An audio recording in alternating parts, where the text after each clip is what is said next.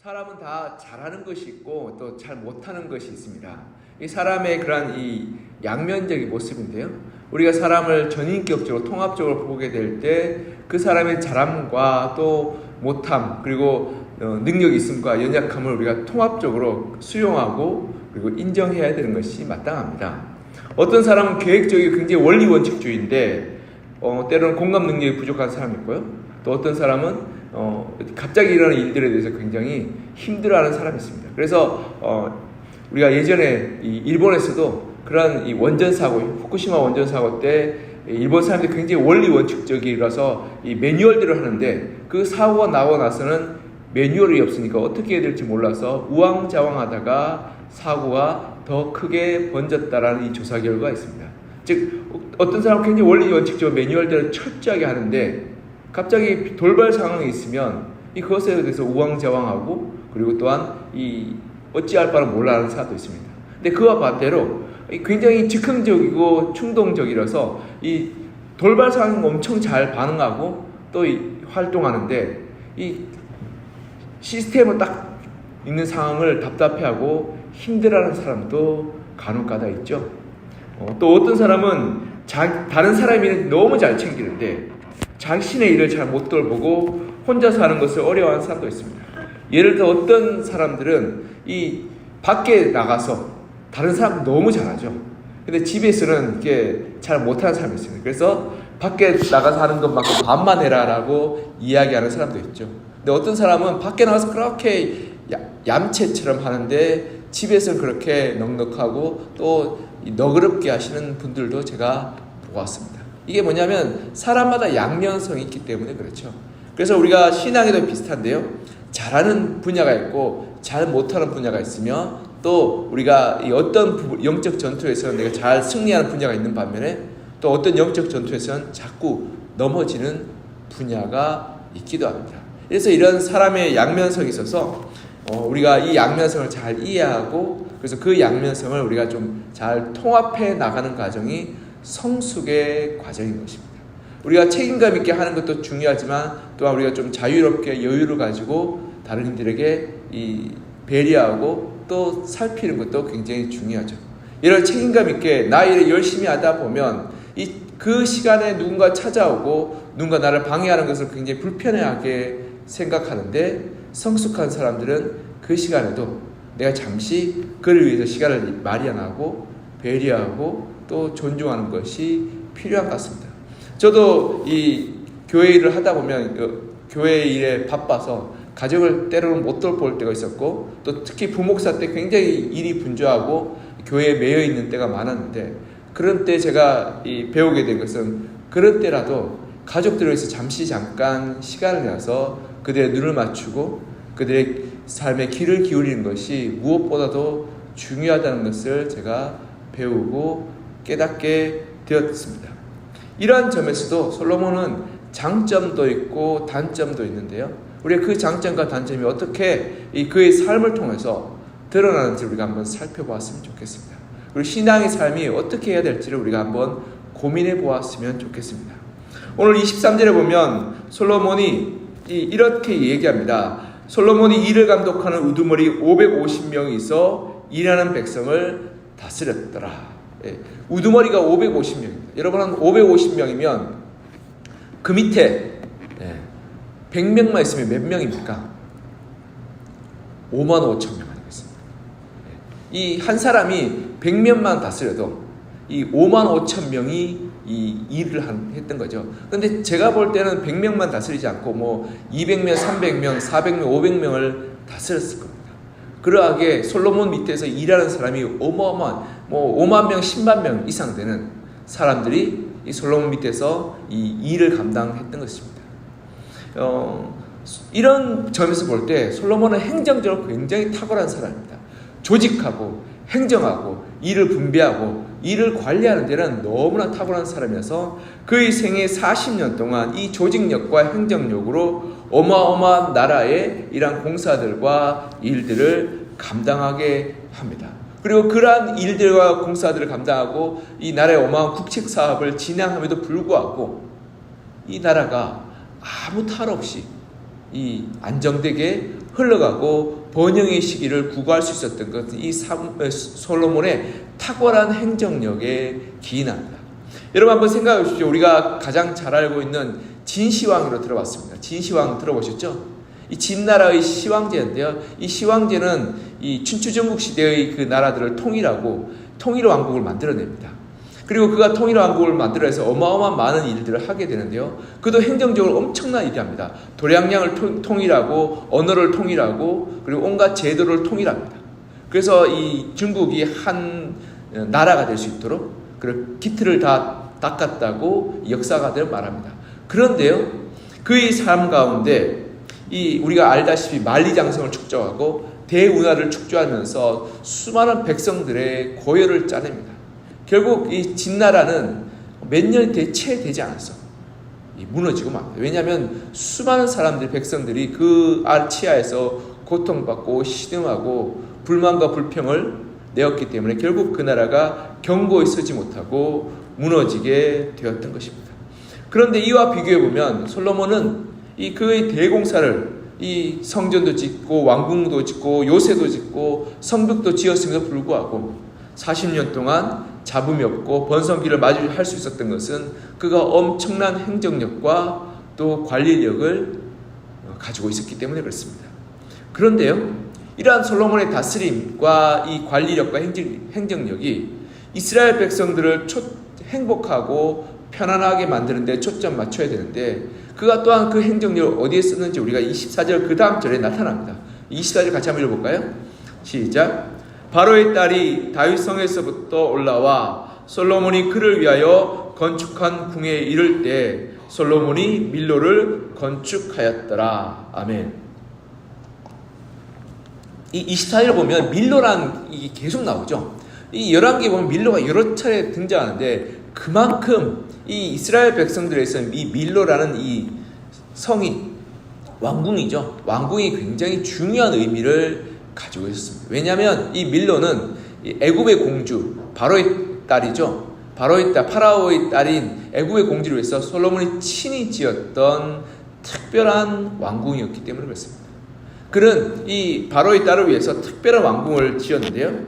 그는 자신의 역량과 백성들을 동원해서 자신의 가족과 자신의 명예와 자신의 이름을 위해서 사용했던 것을 보게 됩니다. 그래서 이스라엘 백성들이 밀로라 그러면 이 치를 떨 만큼 그렇게 생각했던 거죠. 그리고 그 밀로가 굉장히 상징적인 것인데 이게 이 바로의 공주로 말미암아서 솔로몬이 이방 신들에게 예배하는 타락으로 이어졌기 때문에 그렇습니다. 그러하게 밀로라 그러면 우리나라로 생각하면 마치 조선 총독부와 같은 굉장히 상징적이고 그리고 이스라엘 백성들에서 어떻게 보면 치욕적인 장소로 기억되었던 것입니다. 그러하게 이 솔로몬은 그의 탁월한 행정력과 지혜와 능력을 가지고 애굽 공주를 위한 궁전을 짓고 자기와 자기의 가족들을 위한 그러한 안락하고 편안한 삶을 살기 위해서 백성들을 동원했던 것입니다. 우리가 하나님께 주신 재능과 은사와 달란트가 있습니다. 이것을 우리가 하나님을 위해서 사용하고 하나님께서 내어드린 것이 마땅하지 않겠습니까? 근데 그것을 나의 이익과 나의 만족과 나의 즐거움에서 사용하게 될 때 우리는 하나님의 사역 감당하지 못하고 그 나의 재능과 그리고 은사와 나의 것들이 족쇄가 되어서 하나님을 섬기는 데 방해가 되는 거죠. 예를 들어 어떤 사람에게 돈 버는 재능이 있습니다. 돈을 버는 재능은 어떤 물건이 돈이 될 거며 또 어떻게 돈을 흐르게 해야지 돈이 더 많은 돈을 돌아오게 하는지를 아는 사람입니다. 그래서 기업체 사장님들 그러죠. 이 대기업 사장님들은 곳곳에 돈 버는 것이 눈에 보이는데 왜 돈을 못 버는지 모르겠다라고 이야기합니다. 그래서 심지어는 이 사람들이 이렇게 이야기합니다. 부자와 식사를 함께 하는 것은 어떠한 이 대가를 치를 만큼 가치 있는 것이다. 왜냐하면 부자는 세상을 보는 눈과 가치관이 다르기 때문에 그들이 돈을 번다라고 이야기합니다. 근데 제가 여러 사람을 만나보니까 확실하게 그렇습니다. 이 사업하는 사람 중에서요, 사업 망하는 사람과 사업 성공한 사람 제가 보니까 딱 한눈에 압니다. 어떻게 분간할 수 있냐면 사업에 성공한 사람은 돈이 들어오는 거랑 돈이 나가는 거랑 딱 계산을 맞춥니다. 그리고 그것을 머릿속에 다 계산합니다. 그러니 그런 사람들은 이렇게 가만히 그냥 장부만 봐도 이번 달에 얼마가 들어오고 얼마가 나가니까 얼마가 남겠다는 걸 압니다. 근데 사업 실패한 사람들은 이걸 계산을 못 하더라고요. 제가 아는 사람들이 사업 실패한 사람은 하나같이 얼마 나간지를 계산을 못해서 돈은 많이 벌었는데 망하는 것을 제가 너무 많이 봤습니다. 그래서 사업 실패하는 사람 이유가 있구나 제가 알게 된 게 그러한 이 특징들이 있습니다. 이러한 재능들이 발달된 사람인데요. 사업하는 사람들은 이렇게 어디서 돈이 벌릴지 어떻게 돈을 벌어야지 잘 아는 사람입니다. 그런데 이 재능을 하나님께서 주셨는데요. 그러하게 그 재능 가지고 돈을 벌면 어떻게 해야 될까요? 이게 하나님의 영광과 하나님의 선한 목적을 위해서 사용해야 되지 않겠습니까? 내가 돈을 많이 벌면 주위에 어렵고 힘들고 공고하고 필요한 이들에서 나누고 베풀고 섬기는 것이 하나님이 우리에게 그 은사와 재능을 주신 이유일 것입니다. 그럴 때 어떻게 되냐면 그 재능 가지고 우리가 잘 섬길 때 우리의 주위가 아름다워지고 행복해지고 그리고 그로 말미암아서 돈이 더 돌아서 경제가 더 발전하게 됩니다. 그런데 여러분 생각하시죠. 한 사람이 돈을 많이 가지고 있다고 생각하면 오히려 돈 돌지 않고 경제가 더 어려워지는 그런 문제가 생기게 되는 것입니다. 그렇게 될 때 탐욕으로 말미암아 많은 사람도 고통받고 자기도 결국에는 어려움에 빠지게 되는 것입니다. 또 다른 예로는 어떤 사람은 사람을 굉장히 잘 만나는 사람이 있습니다. 사람을 능수능란하게 배려하고 그리고 돌보는 사람이 있죠. 그런 사람이 있지 않겠습니까? 사람 좋아하는 사람이 있습니다. 그런데 그런 사람이 정말 하나님 앞에서 그것을 재능을 가지고 다른 사람을 배려하고 환영하고 환대하고 세워진다면 여러 사람들을 행복하게 하는 재능이 있는 사람일 것입니다. 그런데 그 재능 가지고 자기 이익을 위해서 하게 될 때 수많은 사람들을 자기 인맥과 자기 이익의 도구로 전락시키게 되는 것입니다. 그렇게 될 때 어떻게 되냐면 그 관계가 다 비참한 관계로 전락하게 되는 거죠. 여러분 한번 생각해 주십시오. 우리가 하나님께 주신 그러한 이 은사와 재능과 그리고 하나님 그런 주신 선물들이 있는데 그것들 우리가 우리의 만족과 우리의 욕심과 우리의 그러한 즐거움을 위해서 사용하게 될 때 우리는 하나님과 관계도 깨뜨리고 다른 사람과 관계도 무너뜨리게 되는 것입니다. 솔로몬이 참 하나님 앞에서 지혜로웠습니다. 그리고 탁월한 행정력과 조직력을 가지고 있었습니다. 그러나 그것을 하나님을 위해서 사용하지 않고 자기를 위해서 사용하게 될 때 그 폐가 어디서 나타나냐면 그의 아들 르호보암에서 나타나게 됩니다.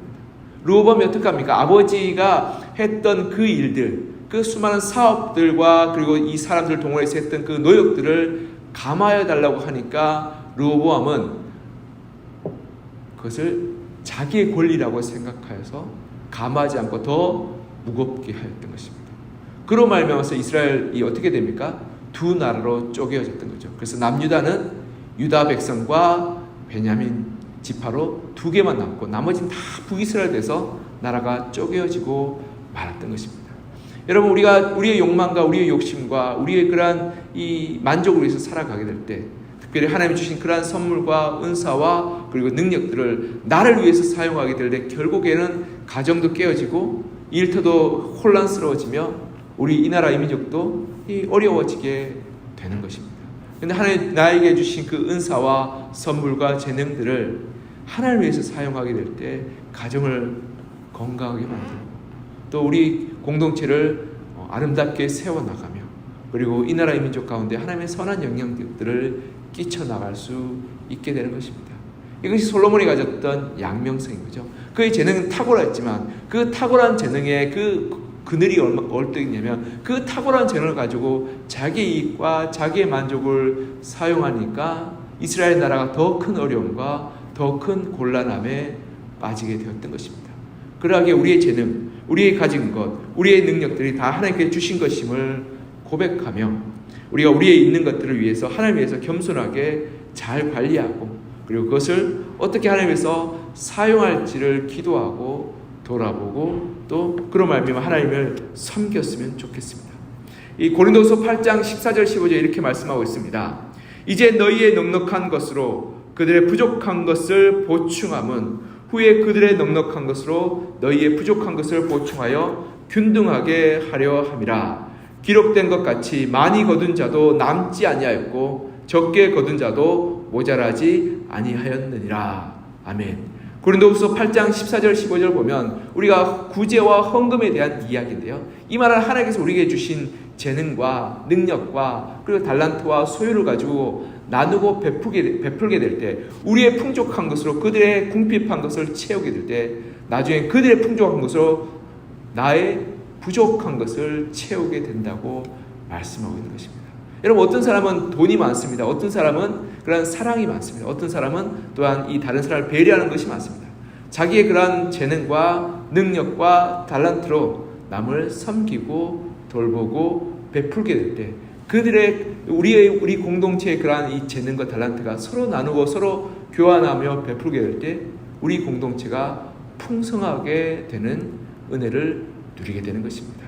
그러하게 우리가 상대방의 그러한 재능과 달란트를 존중하고 칭찬하고 격려하며 또한 내게 주신 하나님의 그러한 은사와 재능과 가진 것들을 다른 이에 대해서 기꺼이 내어놓고 나누고 베푸는 믿음으로 살아서 나도 건강해지고 성숙하며 우리 공동체와 우리 삶도 풍성하고 건강하게 세워나가시는, 그래서 하나님의 사명, 청지기의 사명을 감당해서 하나님의 뜻을 이루어 가시는 여러분과 저가 되기를 간절히 소망합니다.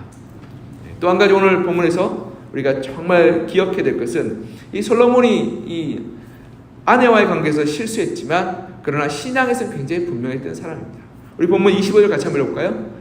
25절 시작. 솔로몬이 여호와를 위하여 쌓은 제단 위에 해마다 3번씩 번제와 감사의 제물을 드리고 또 여호와 앞에 있는 제단에 분향하니라. 이에 성전 짓는 일을 마치니라. 아멘. 25절 보면 이 솔로몬이 해마다 3번씩 제단에 감사의 제물을, 번제와 감사의 제물을 드렸다라고 기록하고 있습니다. 이스라엘 백성들 남자라면 누구나 1년에 3번씩 하나님의 이 성막에 나와서 예배하고 하나님 앞에 절기를 지켜야만 했습니다. 이 3가지 절기가 유월절, 오순절, 이 초실절, 이 3절기입니다. 이 3절기는 유월절 우리가 알다시피 이 신앙의 절기로 첫 해죠. 새해죠. 새해는 우리 기독교에서는 어떻게 지킵니까? 유월절을 부활절로 지키죠.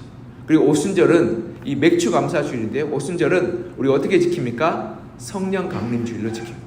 그리고 초실절은 이 초실절이 첫 열매를 따는 거죠. 이 초실절 우리는 어떻게 지키냐면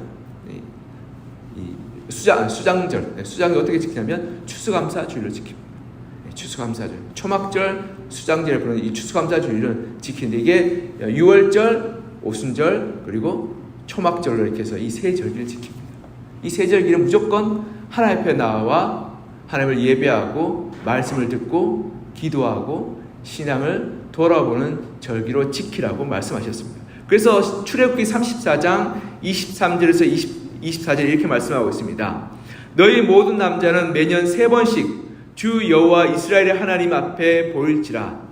내가 이방 나라들을 내 앞에서 쫓아내고 내 지경을 넓히리니 내가 매년 3번씩 여호와 내 하나님을 뵈려고 올 때 아무도 내 땅을 탐내지 못하리라. 아멘. 매년 3번 이렇게 유월절, 오순절, 초막절에 하나님 앞에 나오라고 말하고 있습니다. 이건 하나님의 명령이고 하나님의 이 이스라엘 백성들을 향한 당부였죠. 그런데 솔로몬이 이 절기를 철저하게 잘 지켰다고 성경은 기록하고 있습니다. 이 신앙의 가장 핵심적인 절기를 잘 지켰다는 것은 솔로몬이 그만큼 하나님을 경외하고 하나님을 섬겼으며 또한 신앙에서 기본이 되어 있다고 볼 수 있는 것입니다. 이 말이 뭐냐면 지금으로 말하면 주일 성수를 열심히 한 겁니다. 물론 그 외에 일반 안식일 절기와 이런 걸 지키는 것은 우리가 새벽 기도하는 것처럼 그렇게 볼 수 있지만, 이 새 절기를 지켰다는 것은 이스라엘 백성들에게 있어서는 어떻게 보면 주일 성수를 열심히 하는 것 같이 철저하게 자기의 신앙을 지켜나가는 모습인 것입니다. 그래서 이 모습을 하나님께서 기뻐하시고 솔로몬을 귀하게 여기셨죠. 그런데요, 여기서 또 이 솔로몬의 신앙에 또 양면이 또 등장합니다. 우리 26절 같이 한번 읽어볼까요? 26절 시작. 솔로몬 왕이 에돔 땅 홍해 물가 엘롯 근처 에시온 게벨에서 배들을 지은지라. 아멘. 여기 보면 배를 지었다고 말합니다. 그 배를 어떻게 사용했냐면 28절에 보면 오빌에 이르러 금 420달란트를 얻었다. 그리고 솔로몬에게 가져왔다라고 이야기하고 있습니다. 솔로몬이 행정력과 조직력을 굉장히 잘했는데요. 그 가운데 솔로몬이 이스라엘의 수많은 성전과 그리고 왕궁과 요새와 성들을 건축할 수 있었던 것은 수만 명을 먹일 수 있는 재력과 부요함이 있었기 때문에 그렇습니다. 그렇다면 그 재력은 도대체 어디에서 왔을까요? 일반적으로 솔로몬이 농사나 목축을 통해서 세금을 걷어서는 그 재원을 감당할 수 없었습니다. 근데 솔로몬이 굉장히 잘하는 게 있었는데 뭐냐 하면 무역이었습니다. 이 이스라엘이라는 나라 지정학의 위치가 애국과 또 메소포타미아 지역과 이 한가운데 있었기 때문에 수많은 대상들이 지나가는 길목이었습니다. 그래서 이 솔로몬이 중개 무역을 통해서요 어마어마한 돈을 벌어들일 수 있었던 것입니다.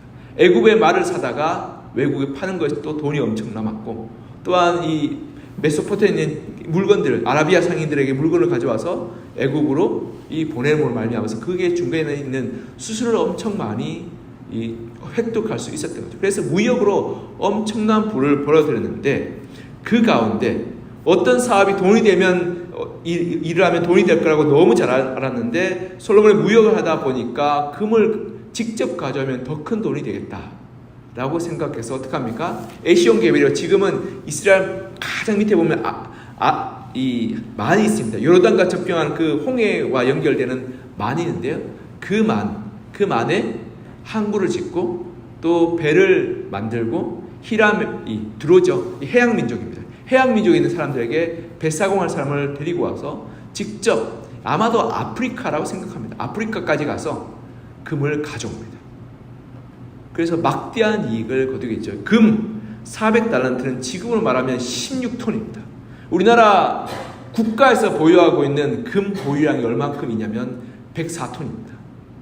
우리나라 전체 국가가 보유하고 있는, 우리나라 정부가 보유하고 있는 이 금의 양이 104톤입니다. 그런데 솔로몬이 이 오빌에 가서 금을 가져온 양이 한 16톤, 17톤 이상 되니까 어마어마한 양을 금을 가져왔던 겁니다. 그러니까 엄청난 부가 그들에게 있었던 거죠. 그런데요, 이렇게 똑똑하고 지혜로웠는데, 근데 신명기 17장 17절에 보면 이런 말씀이 있습니다. 그에게 아내를 많이 두어 그의 마음이 미혹되게 하지 말 것이며 자기를 위하여 은금을 많이 샀지 말 거니라. 하나님 신명기의 이 왕에 대한 말씀인데요, 아내를 많이 두지 말고 은금을 많이 두지 말라고 말씀하셨습니다. 그런데 이 말씀은 솔로몬은 고의적으로 어기고 금을 많이 가져와서 금을 쌓아두었던 겁니다. 그런 말미암아서 이스라엘의 번영과 풍성함이 왔을지는 몰라도 결국 그런 말미암아 우상을 숭배하는, 이방신을 섬기하는 우상 숭배와 타락으로 나아가게 되었던 것입니다. 사랑하는 성도 여러분, 우리가 정말 잘하는 것이지만, 우리가 아무리 눈에 보이는 것이라 할지라도 그것이 하나님이 기뻐하지 않는다면, 하나님이 원하지 않는다면 우리는 그것을 다시 한번 생각해보고 그리고 내려놓는 것이 필요합니다. 솔로몬은 무역에 탁월한 재능이 있었습니다. 그러나 하나님은 그 은금을 많이 쌓아두는 것을 그리 좋아하지 않으셨습니다. 왜냐하면 그것 때문에 하나님을 잃어버릴까 염려하셨기 때문에 그렇습니다. 우리가 아무리 탁월한 재능과 능력과 달란트가 있다 할지라도 그것이 하나님이 기뻐하지 않는 일이라면 그 부분을 우리가 잠깐 내려놓고 하나님께 집중하는 것이 더 필요하고 중요한 일입니다. 그래서 고린도전서 10장 23절 24절 이렇게 말씀합니다. 모든 것이 가나 모든 것이 유익한 것이 아니요 모든 것이 가나 모든 것이 덕을 세우는 것은 아니니 누구든지 자기의 유익을 구하지 말고 남의 유익을 구하라. 아멘. 우리가 모든 것을 할 수 있는 자유가 있습니다. 그리고 뭐 돈을 버는 것, 뭐 여러 가지 일을 하는 것들이 죄는 아닙니다. 그러나 때로는 그것이 덕을 세우지 않는 일이 되기도 하는 것입니다. 사람을 만나는 것 죄 아니죠. 그러나 사람을 지나치게 좋아해서 많이 만나다 보면 덕을 세우지 못할 때가 있습니다.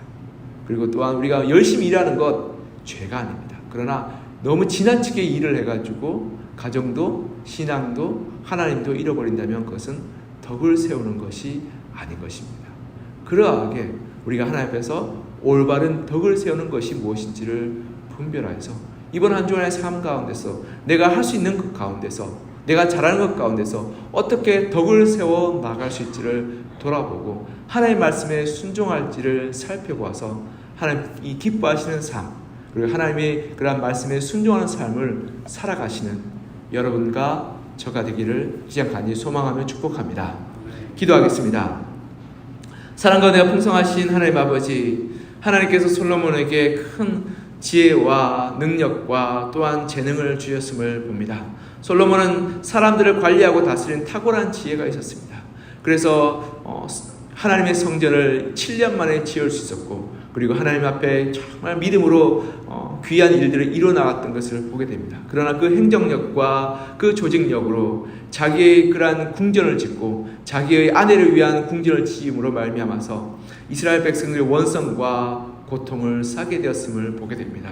하나님, 우리의 재능과 우리의 능력과 우리의 달란트를 나를 위해서 나의 욕심과 나의 만족과 나의 즐거움을 위해서 사용하지 않게 하시고 하나님을 위해서 사용할 수 있는 지혜를 허락하여 주시옵소서. 또한 솔로몬은 이 무역에 대해서 굉장한 지혜와 능력과 탁월함이 있었습니다. 그러나 그 무역이 죄는 아니지만 하나님께서 말씀하시기를 은금을 많이 쌓아두지 말라고 당부하셨던 그 말씀을 어기고 금을 많이 가져왔으며 그로 말미암아서 이스라엘 백성들이 부유해졌지만 결국 그로 말미암아 타락하게 되고 왕국이 쇠락의 길로 달려가게 됐던 것을 우리가 보게 됩니다.